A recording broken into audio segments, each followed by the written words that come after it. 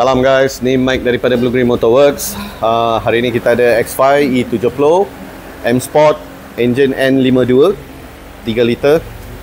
Alright, owner ni baru ambil kereta ni, baru beli. Selepas beli terus hantar kepada kita untuk buat full inspection dan buat semua apa yang perlu lah. Dia tinggalkan kepada kita untuk buat apa yang perlu dan kita pun check semua, dah bagi quotation dan kita tengah jalankan. Masa kita jalan kat jalan tu, dapati ada bunyi knock-knock kat depan. So kita pun buka absorber semua untuk check.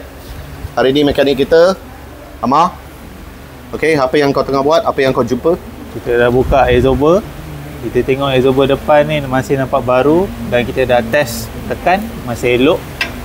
Apa yang kita jumpa, top mount memang dah pecah habis. Dah habis longgar. Kita jumpa juga top guide support yang dah crack, dah penyek ni. Spring pad yang dah koyak. Dan damper yang dah pecah. So kita akan tukar barang-barang yang rosak aja.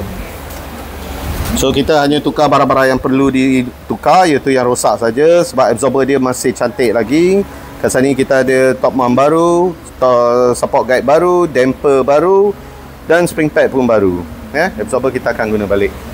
Alright guys, sekian.